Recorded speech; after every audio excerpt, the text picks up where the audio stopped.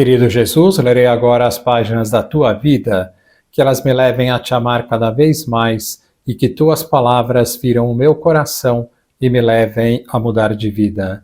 O Evangelho de hoje é o Evangelho de São Mateus, capítulo 9, versículos 9 a 13. Naquele tempo, partindo dali, Jesus viu um homem chamado Mateus sentado na coletoria de impostos e disse-lhe: "Segue-me." Ele se levantou e seguiu a Jesus. Enquanto Jesus estava à mesa em casa de Mateus, vieram muitos cobradores de impostos e pecadores e sentaram-se à mesa com Jesus e seus discípulos.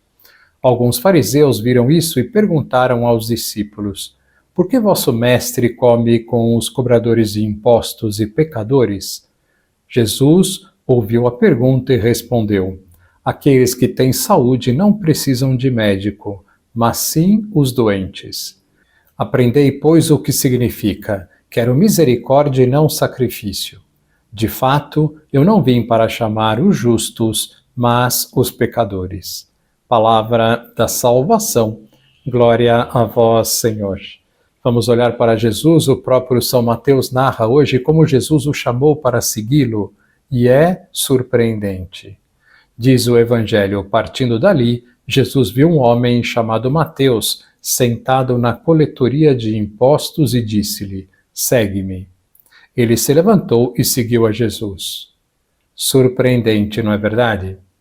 Ao chamado de Jesus, São Mateus levantou-se na mesma hora e passou a seguir Jesus. Não titubeou nem um minuto, não disse que tinha que fazer umas coisas primeiro, não ficou pedindo explicações.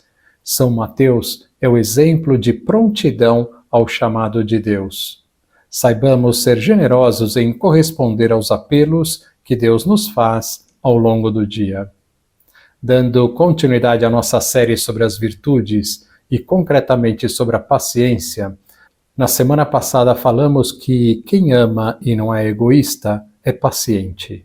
Hoje vamos sugerir alguns exercícios de paciência, como nas boas academias. Não há truques ou técnicas que sirvam para viver a paciência se o egoísmo ainda tem um ninho no nosso coração. Com esse hóspede indesejável, é inútil qualquer tentativa. Mas se há amor, então vão nos ocorrendo mil maneiras de exercitar a paciência, bem práticas, simples, bonitas e eficazes. Quem tem experiência da luta por viver com Deus, sabe que o amor cristão se mexe movido por duas asas, a da oração e a da mortificação. Por isso, todo exercício da virtude cristã da paciência comportará necessariamente o movimento de uma dessas asas ou, o que será mais frequente, de ambas ao mesmo tempo. Em primeiro lugar, a oração.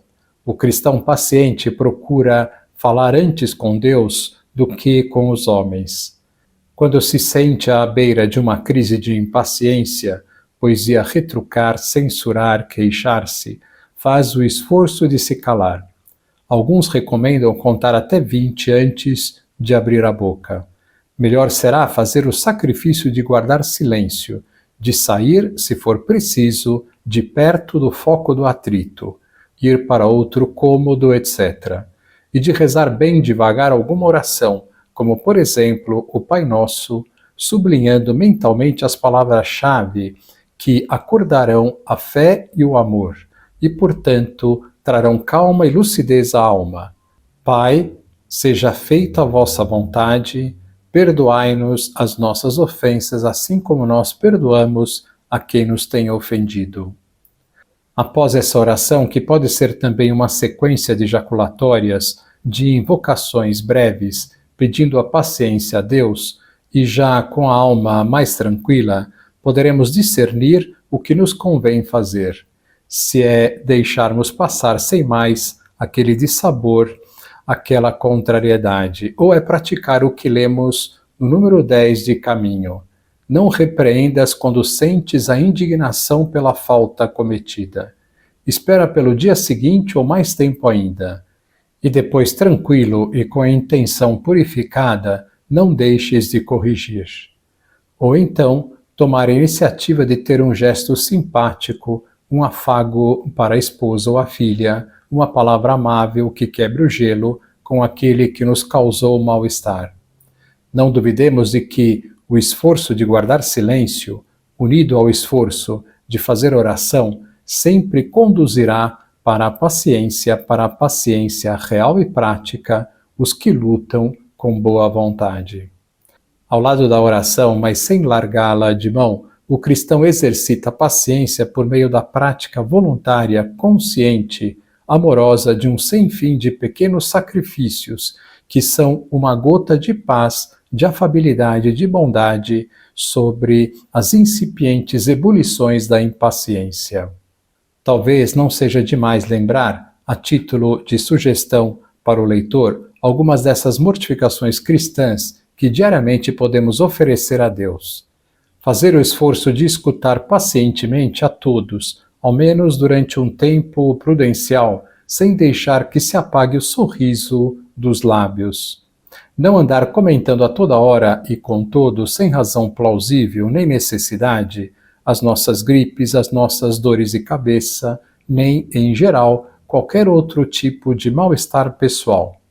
Propor-nos firmemente não nos queixarmos da saúde, do calor ou do frio, do abafamento no ônibus lotado, do tempo que levamos sem comer nada.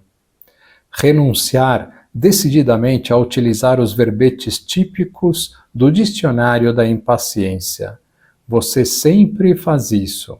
De novo, mulher, já é a terceira vez que você estoura a conta.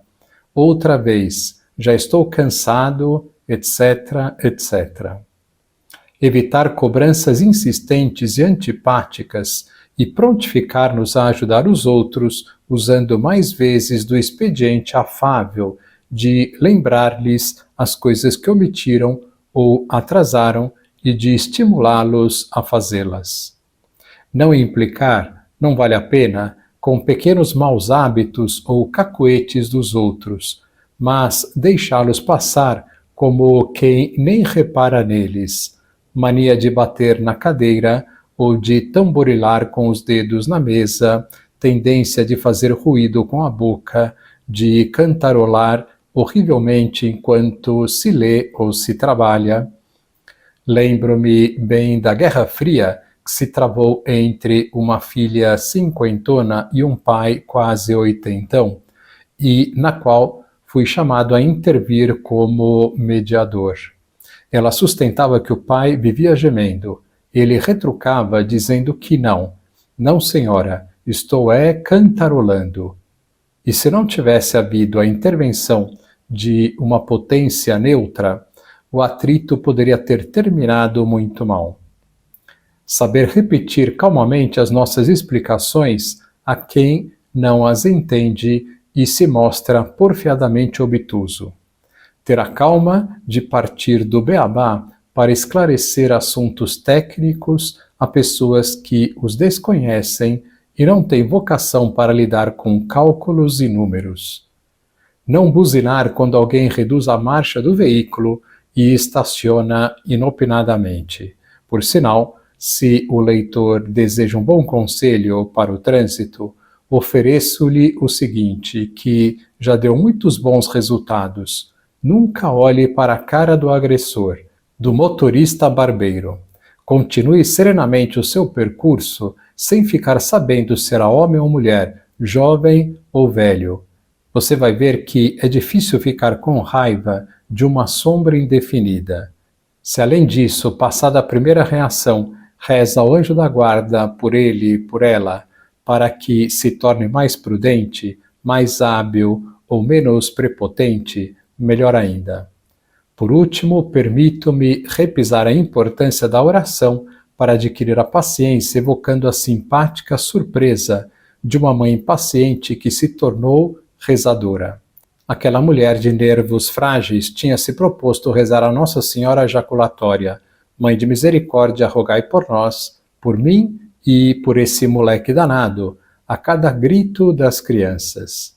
Quando começava a ferver uma crise conjugal, tinha igualmente preparada uma oração própria que dizia: meu Deus, que eu veja aí a cruz e saiba oferecer-vos essa contrariedade. Rainha da Paz, rogai por nós. E quando ia ficar enervada e ríspida, rezava: Maria, vida, doçura e esperança nossa, rogai por mim. Depois comentava com certo espanto: sabe que dá certo? Fico mais calma. E ficava mesmo. Como vemos, nem essa boa mãe, nem as outras pessoas acima evocadas como exemplo conseguiam viver a paciência à base de truques de pensamento positivo, mas de esforços de fé e de amor cristão. De maneira que, sem terem a mínima noção disso, todas elas estavam dando a razão a São Tomás de Aquino que, com o seu habitual laconismo, sintetizou assim a questão: Manifestum est quod patientia et caritate causatur. É evidente que a paciência é causada pelo amor, ou por outras palavras que traduzem com igual precisão as do santo, só o amor é causa da paciência. Que lição nós podemos tirar hoje? Saibamos escolher um exercício de paciência e nos apliquemos a ele por 2 ou 3 semanas. Depois, escolhemos outro e assim por diante. Agora vos dou a bênção para este dia. A bênção de Deus Todo-Poderoso, Pai, Filho e Espírito Santo, esteja sempre convosco e permaneça para sempre. Amém.